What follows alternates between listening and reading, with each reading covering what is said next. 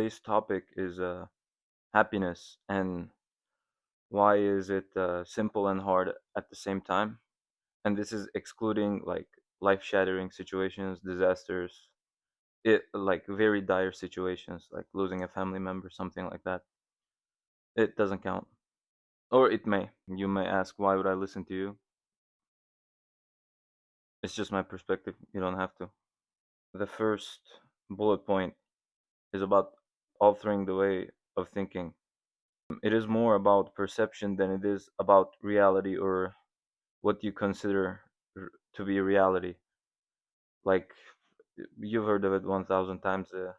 Things that you see on social media or what people tell you or whatever thing it is that you haven't experienced yourself but rather heard from somebody or seen it somewhere.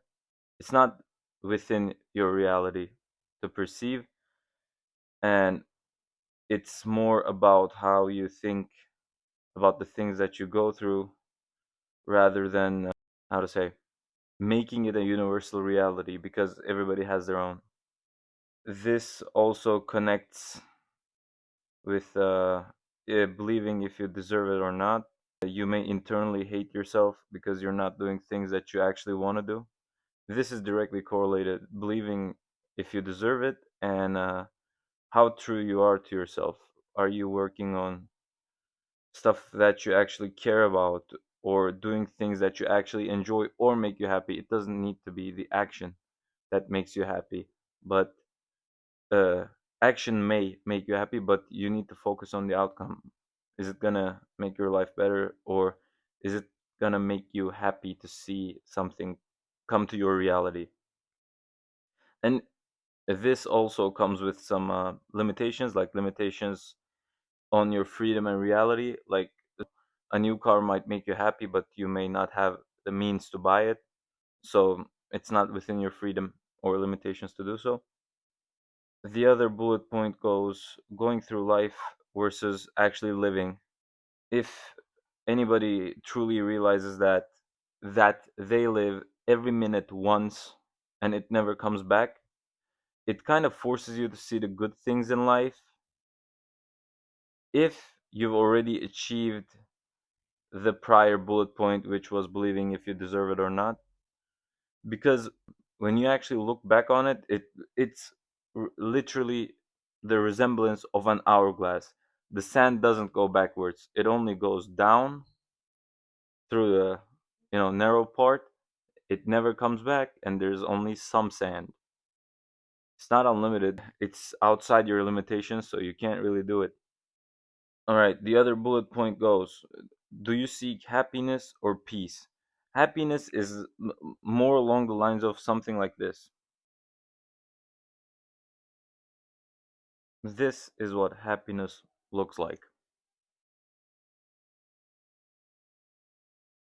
A, it's like a momentary feeling when the positive aspect in something in your life comes out, and it in that moment or for a limited amount of time makes you feel better than you would on average.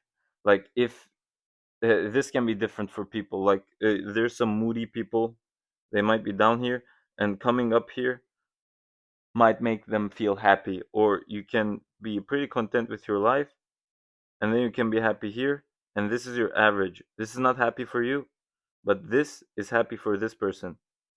And peace is, I'd say, it's more of a sense of security and not being worried about your close future, being somewhat content and not having many upcoming problems would be peace. The definition of peace for me. Which one are you seeking actually? The other bullet point, being closed slash being stuck in a cycle. And this also comes with restrictions of individual freedom. Like if you have strict parents or you don't have financial means, this is something you can't really affect. It's the cycle of like feeling somber and indifferent, but not being open or eager to change it. And this is equivalent to being a moron. Because if you have the means to do so or the freedom to do so, and this doesn't have to be like anything big, I don't know, go get a milkshake.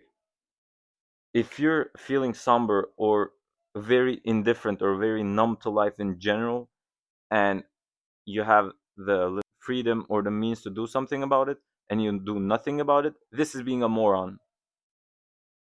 If you complain about that feeling, and if you don't like it and you have the means to change it, for the last time repeating, this is being a moron. Also, another thing, permanent happiness, permanent happiness, this doesn't exist. But as definition, this is your loss of free will and your freedom. Because it sounds cheesy, I know, but you don't appreciate the sun when there's no rain. This is a constant process of being drugged. It's not being happy. You can't be permanently happy. It doesn't exist. And it comes back to this, how you feel on average. You can feel crazy good on average. You wouldn't be happy because that's going to be the base of comparison. About this, life is ups and downs. And if there's no going down here, there's no moving up. If there's no downs, there are no ups. And downs are inevitable because sooner or later, you're going to fail at something that you want to achieve. Somebody you love is going to die, or there's going to be something that affects your mood, and that's going to be a down. So, what you can do here is focus on increasing your up moments. Appreciating small things more actually kind of helped me achieve it. This was more so general. This is all my personal beliefs from my experience, but also I think this goes for a lot of people.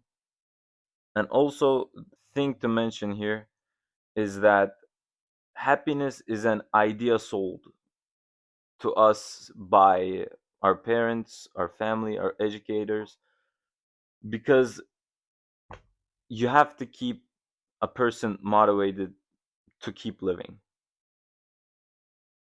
Because we have a conscious, most of us are prone to question whatever we go through, whenever we go through. We question everything. And at some point, when you question too much, you come to the realization that in the grand scheme of things, nothing matters. So after that, it kind of becomes hard to find a reason to keep living.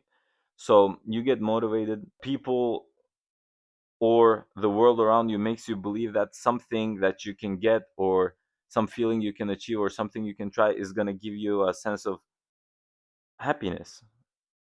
And it may, but the question is it going to last? Because you're going to always have to keep chasing that high again because it's not permanent. Comes back to the graph that I showed you. Your feeling on average can be crazy good or horrible. Any spike is gonna be what we name as happiness, and any downwards motion which comes back up, the time that you were sad or upset, angry, negative emotions. It goes without saying, in order to actually implement the things that I've been talking about, you kind of have to question yourself and what you truly want, not what people told you that you want, without any outside altercation, what actually matters to you. Which I don't want to sound like a wise ass. I have no idea what I want. But this type of things are what I can make up when I try to sit and think about it logically.